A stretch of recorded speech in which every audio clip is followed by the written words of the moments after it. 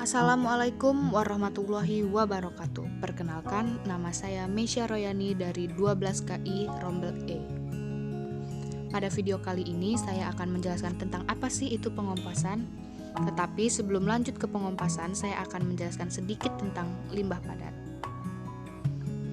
Limbah padat adalah hasil buangan industri yang berupa padatan, lumpur atau bubur yang berasal dari suatu proses pengolahan.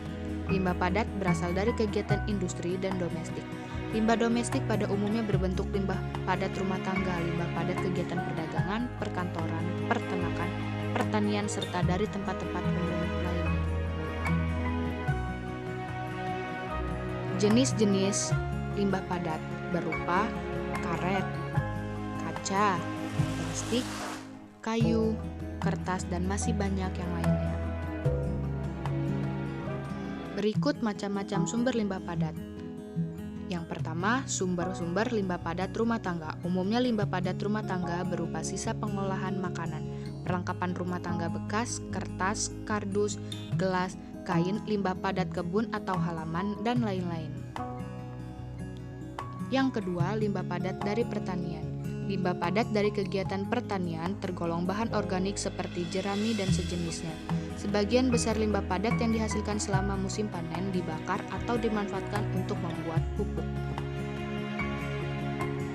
Yang ketiga, limbah padat dari industri. Limbah padat ini berasal dari seluruh rangkaian proses produksi atau bahan-bahan kimia, serpihan atau potongan bahan, perlakuan dan pengemasan produk atau kertas, kayu, plastik, kain atau lap yang jenuh dengan pelarut untuk pembersihan. Yang keempat, limbah padat dari sisa bangunan dan konstruksi gedung. Limbah padat yang berasal dari kegiatan pembangunan dan pemugaran gedung ini dapat berupa bahan organik maupun anorganik. Yang kelima, limbah padat yang berasal dari jalan raya.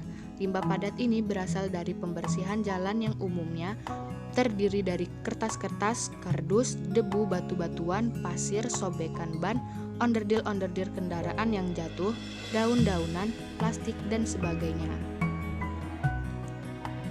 Yang keenam, limbah padat dari perdagangan dan perkantoran. Limbah padat yang berasal dari daerah perdagangan seperti toko, pasar tradisional, warung, pasar swalayan ini terdiri dari kardus, pembungkus kertas, dan bahan organik yang termasuk limbah padat makanan dan restoran. Pengomposan. Pengomposan adalah proses di mana bahan organik mengalami penguraian secara biologis, khususnya oleh mikroba-mikroba yang memanfaatkan bahan organik sebagai sumber energi. Membuat kompos adalah mengatur dan mengontrol proses alami tersebut agar kompos dapat terbentuk lebih cepat.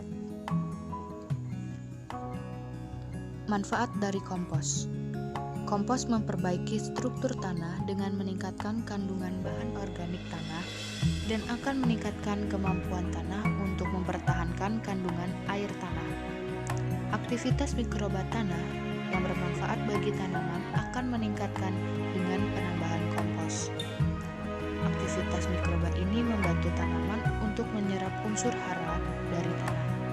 Aktivitas mikroba tanah juga diketahui dapat membantu tanaman menghadapi serangan penyakit.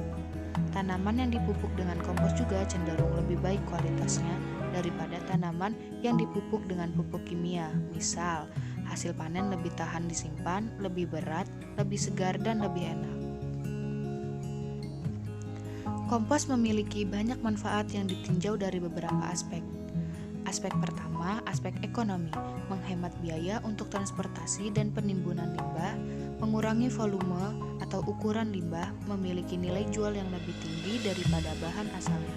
Aspek kedua, aspek lingkungan, mengurangi polusi udara karena pembakaran limbah dan pelepasan gas metana dari sampah organik yang membusuk akibat bakteri metanogen di tempat pembuangan sampah, mengurangi kebutuhan lahan untuk penimbunan. Aspek ketiga yaitu aspek bagi tanah atau tanaman, meningkatkan kesuburan tanah, memperbaiki struktur dan karakteristik tanah, meningkatkan kapasitas penyerapan air oleh tanah, meningkatkan aktivitas mikroba tanah, meningkatkan kualitas hasil panen atau rasa, nilai gizi dan jumlah panen, menyediakan hormon dan vitamin bagi tanaman, menekan pertumbuhan atau serangan penyakit tanaman, meningkatkan restensi atau ketersediaan hara di dalam tanah. Proses pengomposan. Proses pengomposan akan segera berlangsung setelah bahan-bahan mentah dicampur. Proses pengomposan secara sederhana dapat dibagi menjadi 2 tahap, yaitu tahap aktif dan tahap pematangan. Selama tahap-tahap awal proses, oksigen dan senyawa-senyawa yang mudah terdegradasi akan segera dimanfaatkan oleh mikroba mesofilik. Suhu tumpukan kompos akan meningkat dengan cepat. Demikian pula akan diikuti dengan peningkatan pH kompos. Suhu akan meningkat hingga di atas 50 derajat Celcius sampai 70 derajat Celcius. Suhu akan tetap tinggi selama waktu tertentu. Kemudian ini ada proses pengomposan, bahan mentahnya bahan organik, mineral, air, dan mikroba. Kompos matang, organik, senyawa sederhana, mineral, air, dan mikroba. Yang masuk O2, yang keluar uap air, panas, dan CO2. Sekian dan terima kasih. Semoga dapat bermanfaat. Apabila ada salah-salah kata, saya mohon maaf. Kepada Allah saya mohon ampun. Wabillahi taufiq wal hidayah. Wassalamualaikum warahmatullahi wabarakatuh.